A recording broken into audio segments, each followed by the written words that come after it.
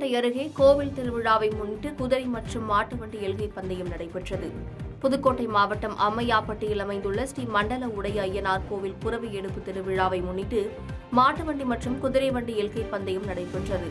இந்த போட்டியில் திருச்சி, தேனி, திண்டுக்கல், சிவகங்கை உள்ளிட்ட சுற்றுவட்டார பகுதிகளிலிருந்து 35க்கும் மேற்பட்ட சிறிய பெரிய கரிச்சான் மாட்டு வண்டி மற்றும் அதேபோல் சிறிய பெரிய 15க்கும் மேற்பட்ட குதிரை வண்டிகள் போட்டியில் பங்கேற்றன. போட்டியானது 4 கிலோமீட்டர் தூரம் நடைபெற்றது. இந்த பந்தயத்தை சாலைகளின் இரு புறங்களில் இருந்தும் ஏராளமான பொதுமக்கள் கண்டு ரசித்தனர். முதல் 4 இடங்களை பெற்ற குதிரை வண்டி மற்றும் உரிமையாளருக்கும், மாட்டு வண்டி மற்றும் உரிமையாளர் ஆகியோருக்கும் ரொக்க பரிசு வழங்கி சிறப்பிக்கப்பட்டது.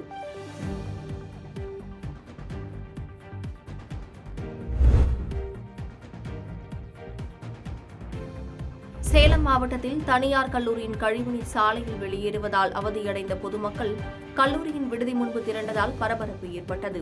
சேலம் மாவட்டம் சங்ககிரி அருகே உள்ள கத்தேரி ஊராட்சிக்குட்பட்ட தேசிய நெடுஞ்சாலை பகுதியில் தனியார் கல்லூரியின் மாணவர்கள் தங்கும் விடுதி செயல்பட்டு வருகிறது. இந்த விடுதியில் சுமார் 500க்கும் மேற்பட்ட மாணவர்கள் தங்கியுள்ளனர். இந்த விடுதியில் இருந்து வெளியேறும் கழிவுநீர் கால்வாய்க்கு செல்லாமல் நெடுஞ்சாலையில் செல்வதால் சாலை குண்டும் குழியுமாக ஆகி வாகனங்கள் செல்ல முடியாத அளவிற்கு பெரும் சிரமத்திற்குள்ளாகி வருகின்றனர். மேலும் இந்த கழிவுநீரால் விஷக்கிருமிகள் பரவும் அபாயம் ஏற்பட்டுள்ளதாக குற்றம் சாட்டி அப்பகுதி மக்கள் கல்லூரி நிர்வாகத்திடம் பலமுறை கூறியுள்ளனர். மேலும் சம்பந்தப்பட்ட உயரதிகாரிகளிடம் தெரிவித்தும் நடவடிக்கை எடுக்கவில்லை என குற்றம் சாட்டி தொற்று ஏற்படுவதற்குள் கழிவுநீரை வெளியேற்றி பாதுகாக்க வேண்டும் என கல்லூரி விடுதி முன்பு பொதுமக்கள் திரண்டதால் பரபரப்பு ஏற்பட்டது. இதுகுறித்து தகவல் அறிந்த கல்லூரி நிர்வாகத்தின் சார்பில் பேச்சுவார்த்தை நடத்தப்பட்டது. இதனால் அப்பகுதியில் சிறிது நேரம் பரபரப்பு நிலவியது.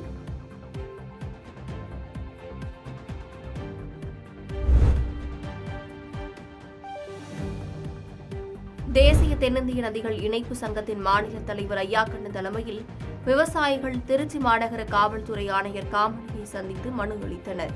அம்மனுவில் கடந்த சில நாட்களுக்கு முன்பு விவசாயிகள் போராட்டத்தில் ஈடுபட்டபோது காவல்துறையினர் கடுமையாக தாக்கியதில் காயம் ஏற்பட்டு மருத்துவமனையில் சிகிச்சை பெற்று வருகின்றனர். எனவே சம்பந்தப்பட்டவர்கள் மீது ஆணையர் நடவடிக்கை எடுக்க வேண்டும் என குறிப்பிடப்பட்டிருந்தது. இதனைத் தொடர்ந்து செய்தியாளர்களுக்கு அவர் அளித்த பேட்டியில், ஜனநாயக நாட்டில் விவசாயிகள் போராட்டம் நடத்துவது உரிமை எனவும், பேருந்து ரயிலை மறிக்கவில்லை, பொதுமக்களுக்கு எந்த இடையூறும் கொடுக்கவில்லை எனவும் தெரிவித்தார். மேலும் பூரண மதுவிலக்கு தமிழகத்தில் நடைமுறைப்படுத்த வேண்டும் எனவும் கூறினார்.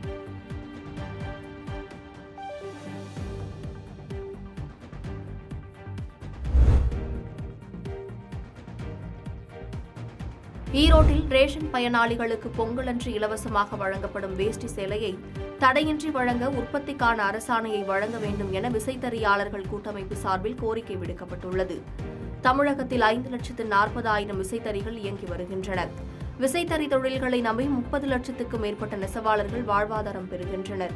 இந்நிலையில் கடந்த 2 ஆண்டுகளாக விசைத்தறி தொழில் கடும் பாதிப்புக்குள்ளாகியுள்ளது. இதனால் தமிழக அரசு விலையில்லா வேட்டி சேலை உற்பத்திக்கான ஆர்டரை தாமதம் இன்றி வழங்க வேண்டும் என விசைத்தறியாளர்கள் கோரிக்கை விடுத்துள்ளனர். இதுகுறித்து விசைத்தறியாளர்கள் சங்கங்களின் கூட்டமைப்பு உருவாக்கி கந்தவேல் கூறும்போது, விசைத்தறி தொழிலாளர்கள் வேலையின்றி வேறு வேலைகளை தேடிச் செல்லும் நிலை ஏற்பட்டுள்ளதாக கவலை தெரிவித்தார். இதனை போக்க தமிழக அரசு விலையில்லா வேட்டி சேலை உற்பத்தியை உடனடியாக துவங்க உத்தரவிட வேண்டும் எனவும், நூல் பரிவர்த்தனைக்கான தண்டனை வெளியிட வேண்டும் எனவும் கேட்டுக் கொண்டார்.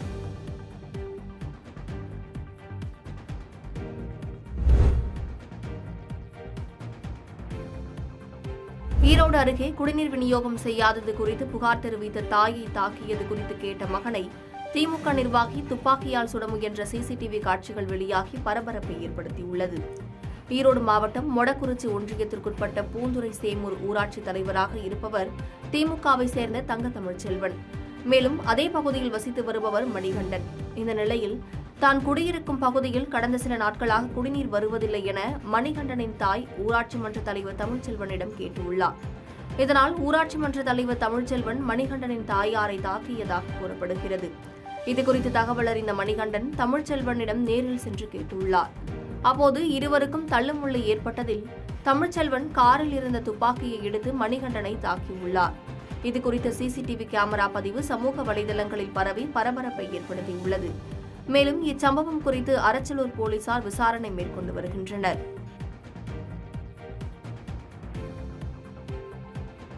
பாதகம் செய்பவரை கண்டால் நாம் பயங்கொள்ளலாகாது பாப்பா.